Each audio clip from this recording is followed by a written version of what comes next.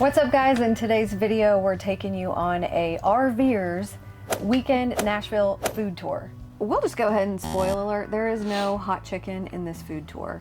So we're not going to talk about Hattie B's or Prince's or any of that. Y'all know that Nashville is known for hot chicken. And honestly, I mean, we were just like, I don't really need hot chicken this weekend. Let's try all new things we've never had.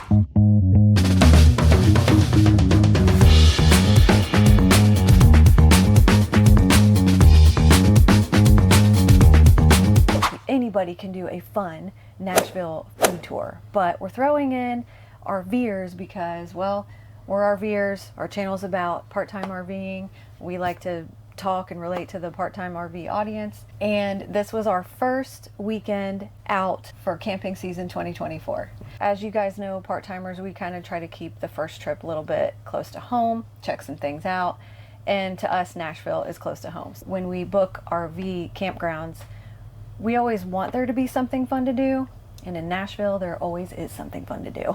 We wanted to make sure we chose restaurants that didn't take reservations and are pretty casual and don't have a dress code, because if you're part-time RVing on the weekend, even if you're full-time, most of us just like to kick back and not have to dress up. This trip was about no itinerary. Yeah, usually it always is about no itinerary for us. And we kept this weekend and honestly it was like we wanted to try out a new campground, and then we wanted to try out new restaurants. We came in here in the afternoon, and we stayed in Goodlettsville, Tennessee, at Grand Old RV Resort. And then we went to our first stop, which was Lagniappe. Yep, Lagniappe Bayou Kitchen. Mm-hmm. And it's kind of a fancy word, but they have the pronunciation underneath it, so it makes it easy for us who don't know how to say it. They dumb it down for you. Yeah, Lanyap is how it's pronounced. Lagniappe. Lagniappe, but it's a Bayou Cajun kitchen. It was really good, and we were excited about that because, well, sometimes at the campgrounds, you know, they don't offer a whole lot, but this one actually does offer like pizza and breakfast and stuff. But we were glad to have this restaurant right up the street, something good, something close by. And Cajun is just not something we get in Southern Kentucky a whole lot. So fantastic place. Atmosphere was really nice as you come in the door. Like, it's really modern and pretty, but also very casual, which we appreciate. I had the shrimp and grits. Actually, it was called Mother of All Grits, and it was shrimp and blackened catfish over their grits. And I'll be honest, it was a lot of grits, but they weren't my favorite grits. I have to tell the truth. I am very picky about my grits, but they were good, and the flavor in the catfish and the shrimp totally made up for it. We also had their fried green tomatoes with pimento cheese, which were really good. Mm-hmm. And then what did you have for dinner? I had the boudin bomb. It was essentially like a big boudin ball rolled out, and then they covered it with some sort of gravy. And well, it was a crab cream sauce. Either way, it was good. It wasn't the prettiest meal I'd ever had. Yeah. But it was good. I love boudin. I don't know if it's boudin or boudin, but I think it's boudin. I love boudin balls. And they have balls on the appetizer. Mm-hmm. But the bomb was like, the balls kind of smashed out. We have to say they smashed their balls. Oh my God. The great thing about this restaurant, though, as far as location to the campground, is like if you don't want to eat there, you actually pick it up and get back to your camper with it, and it'd still be hot. Yeah. I mean, it's really close. If you're staying at Grand Ole RV Resort. Total we spent at Lagniappe was $65. So, we spent some money on these dinners, but we want to kind of give you an idea of what they were, so we didn't really eat off like the kids menu. Or the dollar menu. And so... Yeah, we're here to enjoy the food tour and order a few extra things that maybe we normally wouldn't. After all that cozy Cajun cuisine, we're getting all warm inside the camper and wanted to show you these chocolates.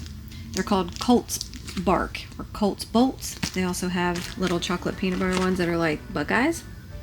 If you're from Ohio, you know what a Buckeye is. But Colts is made right here in Nashville, Tennessee. They sell it right up the street from Grand Ole RV Resort at Kroger. I don't know where else to find it, but I always find it in Southern Kentucky at Kroger. So really good chocolate. It's kind of expensive, but totally worth it. So the next morning we got up and we drove down to Nashville, and we went to stop number 2, which was Sun Diner. So Sun Diner is like near like 3rd and Broadway. It's a really cool place. Now, it was raining and we went early, so there was no wait. But before we got out with our breakfast, there was quite a wait. Yeah, we've seen Sun Diner all over YouTube. You guys probably have too. It's a really popular place downtown Nashville, right next door to the Johnny Cash Museum. And it was like pouring down rain Friday morning, and people say to go early so there's not a wait, in which we did. I think the place opens at 7. We got there about 8, and we got right in. But that's not to say that you will. I don't know. On a sunny morning, you might not. So I got real creative, and I had a omelet with pepper jack cheese, ham, and bacon. Okay. And it was good. And I'm not gonna knock it, but I mean, it was a diner omelet, so I mean, you could have probably got it at Waffle House. It was a good omelet. Their food is good, but I agree with you that it's like, it's diner food. Yeah, it's not like knock your socks off. Right. Although there were a couple things on the menu we saw other people order that I was like, okay, that looks really good. So it could have been what we ordered. Okay, a basic omelet with some fried potatoes, right? And then I ordered biscuits and gravy. And I'm not gonna lie, the flavor was good, but it did not look that appetizing. So when you see it here on the video, it just didn't have a lot of color. But I was in the mood for biscuits and gravy. And it did have good flavor, so I'll give it that. I could not eat all of them. I think there was 3 in there. It was big. We were definitely satisfied. It was a good meal. We just weren't like, oh, knock your socks off. What was knock your socks off was the atmosphere. Oh, it was cool. I loved it. And they have these little like rectangular little bar seating, and then the waitress can kind of like walk up between, you know, who she's serving and the cooks, and you can kind of watch them cook. And it's really it's a neat place. It's not a big place, but it's a neat place. Yeah, it's very have breakfast together, conversational type. Sun Diner is right next to the Johnny Cash Museum, and so we booked it for that reason, because we got tickets to do the Johnny Cash Museum, and that cost us $50 for the 2 of us. Loved it. It was simple and quick, but awesome. If you guys are doing that, check that out. The total cost for breakfast was $45. We parked at the parking garage 2 blocks up, and it was $20. So this app, I'm not exactly for sure what it's called, but I've used it before because I come down here a lot. But it just tells me I'm all set, and then it gives me scan this. Come on. And then it gives me directions back to my car and what time I drove in at, and all that good jazz. How long we've been here? How long we've been here? What is it? What was it? $20 for 2 hours? Yeah, $20 for 2 hours. Parking in Nashville is expensive, guys. So stop number 3 is a sushi train. So we're in West Nashville. So we're gonna check this place out. This was actually a recommendation from our daughter Emily. So come check it out. Sushi train is in West Nashville off of White Bridge Road near Trader Joe's. And it's exactly what it sounds like. It's a sushi restaurant, and they've got this conveyor belt deal that kind of runs around the whole restaurant, and you sit next to it, and the guys back there making the sushi, they throw the plates on, and then you just pick off what you want to get, and then you eat till you puke. Well, hopefully you don't, and you can control yourself. But yeah, those all-you-can-eat places, they can get you in trouble. Gorge yourself. We didn't get in trouble, and I did look it up. Like, sushi trains are popular, I think, a lot in Asia, in Asian countries, and Japan and China and all the things, in bigger cities, I guess. We had never been to one, thought it was really entertaining, but I've seen on, I don't know if it was Instagram or Facebook, somewhere on social media, where people will go and they'll take pictures of, their stacked plates to the ceiling, and I think you can definitely overdo it. I think we behaved ourselves. We did, and we didn't eat a lot. And it's not super expensive. But the thing that gets you at lunch is they put like the sushi, which I would call like Kroger sushi, on a type like a different color plate, and then they put the red plates. Now the red plates are extra money if you do the lunch thing, and it's got the good sushi on it. Yeah, there's a lunch and dinner menu, and there are different types of sushi. So the lunch menu we honestly thought was like what you'd get at a grocery store. And then I think what comes around for the dinner menu, or on the red plates, whichever one it is, it's a step above, and there's a lot more options, lobster and tuna and salmon and all the things. Shrimp. Yeah, I think we picked one red plate off the whole thing. You did, and it was those fried something or others. But we were pretty satisfied with what came around for lunch. Like, there were different choices. It wasn't just a California roll. And it was good. I mean, there was enough options there. We got full, but I mean, like the red plates had like carrot cake and red velvet cake and some like stuff. I'm like, all right, that looks good. It was tempting, But it's not worth $4, Yeah, the little cakes, I was like, yeah, not $4 each. Mm-hmm. So that can add up quick. You gotta like be disciplined. Oh, my favorite part was they had Chinese donuts, and those were on the lunch menu. And I can put away some Chinese donuts. Those things are amazing with the little sugar on top. I love when we go to an all-you-can-eat buffet. I always save room for those. So I had 2. I was good. Yeah, they were. And it was, honestly, for like a lunch, and even we did get a red plate special, so they charged us an extra $4, but it was still a pretty inexpensive place to eat. For lunch at the Sushi Train, we spent $46. That's all you can eat sushi. Okay, stop number 4, dinner at the Farmhouse. This one is right around the corner from Bridgestone Arena, so it is downtown. And if y'all have been to Nashville a lot, you know that parking will get you. No matter how many times you go down there, you have to pay to park. So in this case, we paid the valet. There is valet parking down there for the Farmhouse, which we appreciated because we weren't really going to go anywhere else that night. Valet parking was $20. Yeah. Well, it was a tip, actually. Valet parking is free. He works for tips, and so that was nice.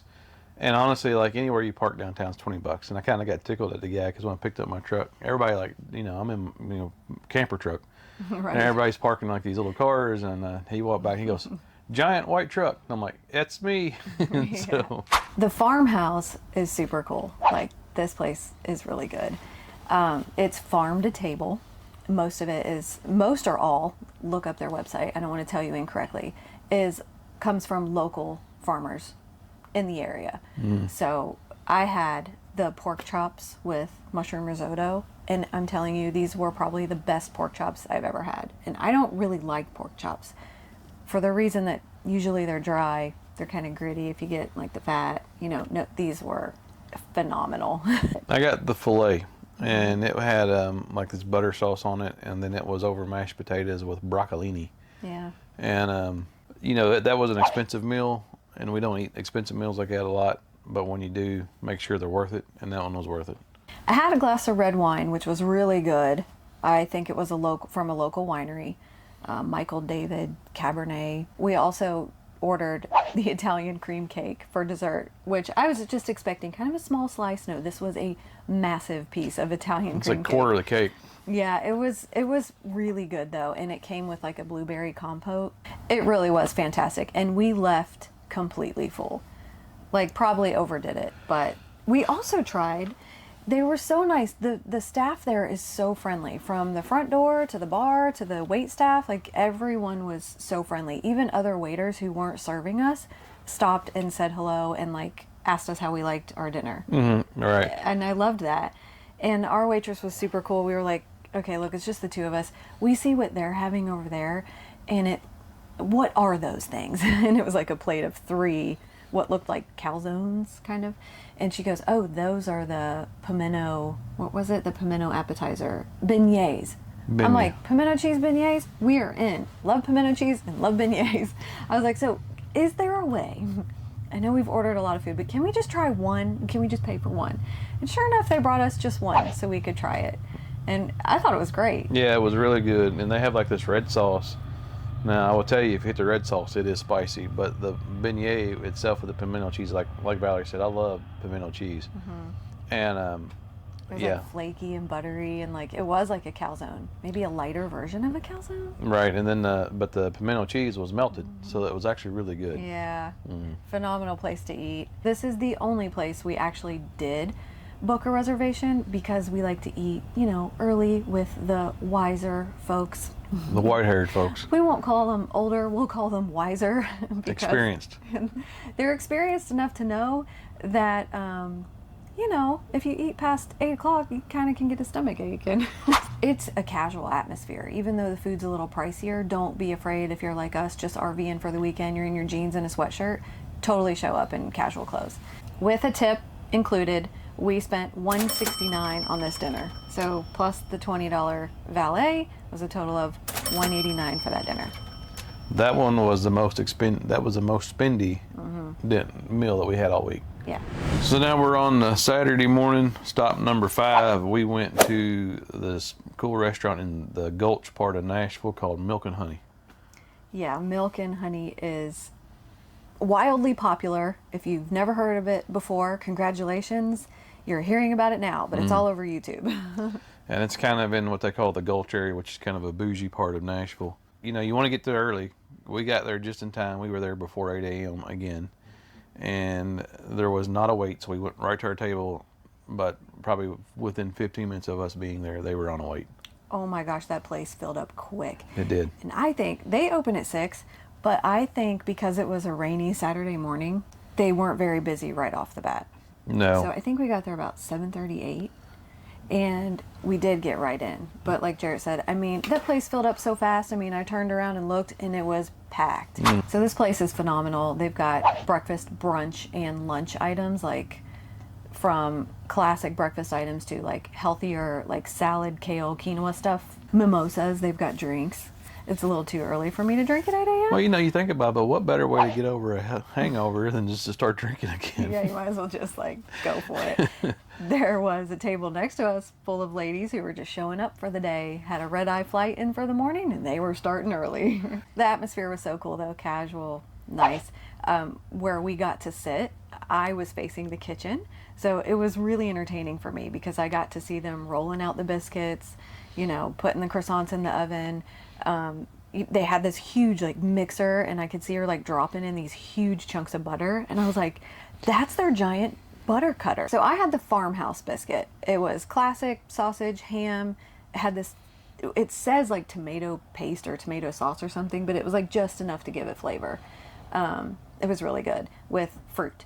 And then what did you get? The hodgepodge hash, which was basically like potatoes and then onions and all of the things it looked like, and then egg on top of it with some Gouda cheese. And it was good, and sausage, and it was good. I really enjoyed it. It was a lighter breakfast, which which I appreciate. Unless you got in, I didn't eat like a lot of the potatoes, but you know, I ate all the protein off of it and the Gouda cheese, and I thought, you know, that was. So at Milk and Honey, you can park right across the street. I think the first hour is free.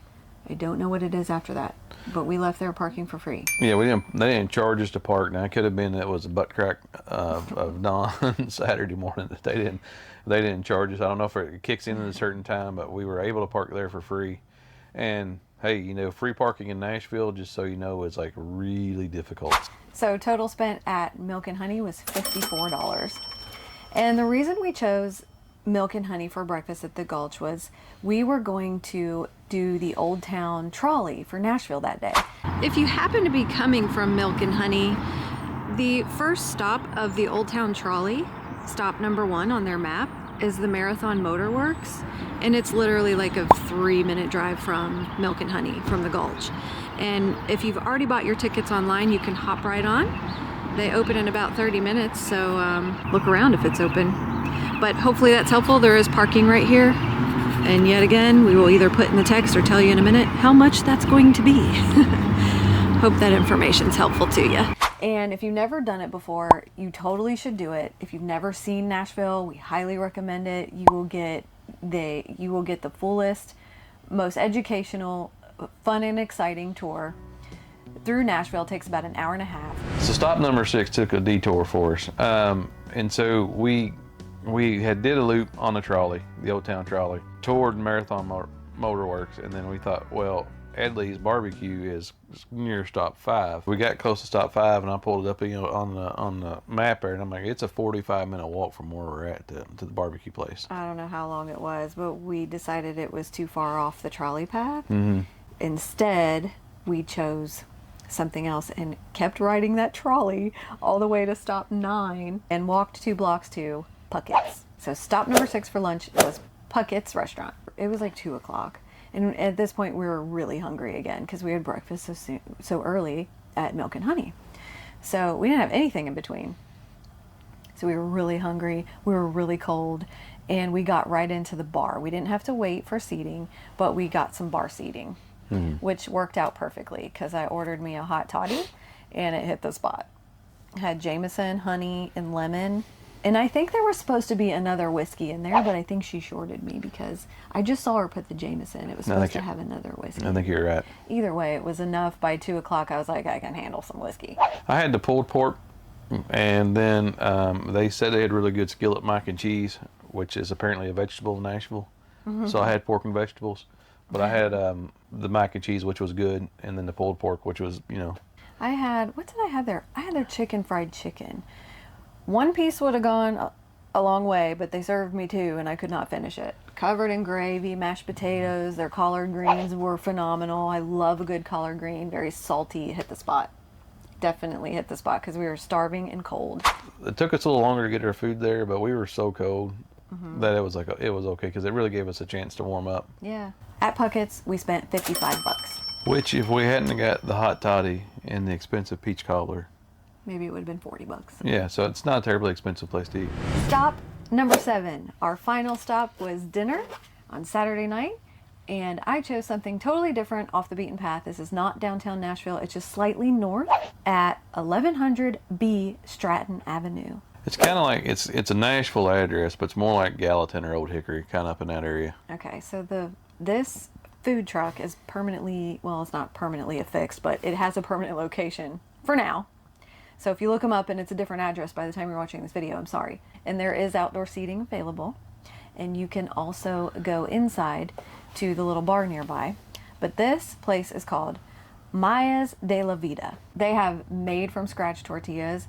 And I had seen one little blurb on a YouTube video about this taco truck.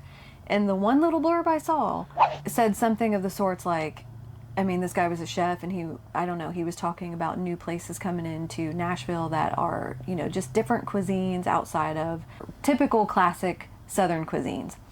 And he was like, I love what this guy's got going on.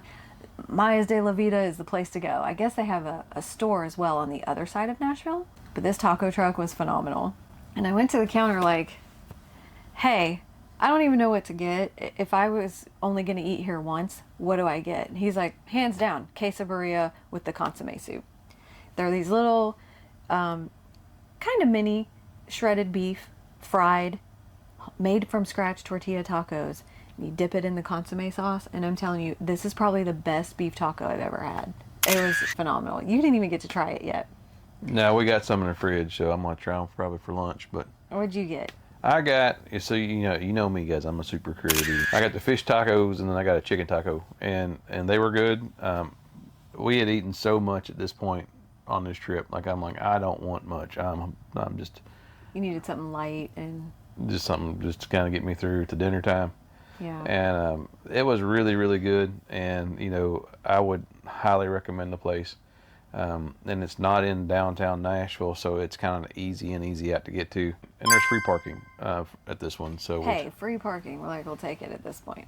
You could actually go into the bar and eat in, which was good because it was cold still. Mm-hmm. So the outdoor seating wasn't really an option for us that night. The bar, I think, is called Chopper, and it was a little out of our personal league. I just feel like it was very barish. Yeah, it was the night scene, younger crowd. We couldn't even hear ourselves talk, and we couldn't read the menu. I felt so old because they gave you this little table candle, and it was just some cocktail drinks. But like, I think they're very creative and entertaining. Mm-hmm. Some like light on fire, some are like these big tiki giant, entertainment cocktails. And the one we ended up ordering was a smaller margarita. And it had a smoky tequila, which forgive me, I don't remember the name of it, with some cayenne. And it really hit the spot with the tacos we ordered. So we couldn't even read the menu. It was so funny. Yeah, I mean, we were like breaking out flashlights, and I was like taking the candle and like dragging around trying to see what was what. But that margarita we got or whatever it was good. And then, and I'm not trying to be gross, but I had drank some, and then I had a little bit of indigestion. I had a burp. And the cayenne come up through my nostrils. Oh my God. And I was like, whoa. You're going to share that? Yeah, I'm going to share that. I was like, my eyes was watering, and Valerie's like, are you okay? And I'm like, I will be. Just give me a minute. You must have got too much of that cayenne. Cayenne is a one-way street, not a two-way street. So that margarita was $16. That was a little pricey. And then we spent $50 on the tacos. So that dinner was $66. Oh, we did order their forgive me if I don't pronounce it correctly, elote, which is Mexican street corn. It was really good. I just like to say Mexican street corn because I don't know how to say it. But if it comes with Cojita cheese and all that, I'm in. And I always order that. And theirs was very good. So on this trip, which was the whole idea was to be a food tour, we ate seven times. We got here on a Thursday night. We're leaving on Sunday morning. Your trip doesn't have to be near this expensive, but this was what we wanted to do this weekend, and we hadn't been anywhere for a minute, so this is what we wanted to do. It was a lot of fun. And we ate really well. We did, and we ate all good food. And for 7 meals, we spent $541 Yep. for the weekend, for the two of us. That includes parking that we talked about. And then we spent $50 to get both of us in the Johnny Cash Museum, and then we spent another $100 for the Old Town Trolley Tour. Now, I will say this, we didn't know this, but the campground we stayed at had discount tickets. So if you're staying at the Grand Ole RV Resort, or probably any campground for that matter in Nashville, see before you book your ticket, see what kind of discounts you can get. But fantastic weekend in Nashville. I feel like we saw more of Nashville this weekend than we've seen in a long time. Yeah, and it's crazy, it's because we live close. Guys, we just got home and we realized we forgot to tell you which one was our absolute favorite. Out of all the places we ate, oh, you're chewing. Which one was your absolute favorite? Farmhouse. I agree. That was definitely number one on my list, but I think that it's a close tie now with the food truck. That was good Maiz too. de la Vida. Yeah, that was hands down the best fried shredded beef quesadilla taco I've ever had. We just came home and crushed the leftovers. And I thought to myself, like, it's probably the best thing I've had off a food truck ever. But It's so good. That's two totally different experiences, though. So I don't know if you can even really compare them. Yeah, so they're tied for number one for me, the food truck and the farmhouse. What was your least favorite? Well, mine is a tie on that too. So it'd be Puckett's and the Sun Diner. I liked Sun Diner just because the atmosphere was so much fun. Everything was fantastic, but after eating the leftovers, definitely Maiz de la Vida ties. That's good. And I would go as far as saying that food truck will be the next, like, Hattie B experience. People need to be lining up for that one. It's freaking good. That is good. Hey guys, if you're still watching, you obviously like us. Why don't you go ahead and like and subscribe? We appreciate it. Check out this video on the Grand Ole RV Resort where we stayed on this trip. Hope everyone's doing well. We'll talk to you soon. See y'all on our next adventure.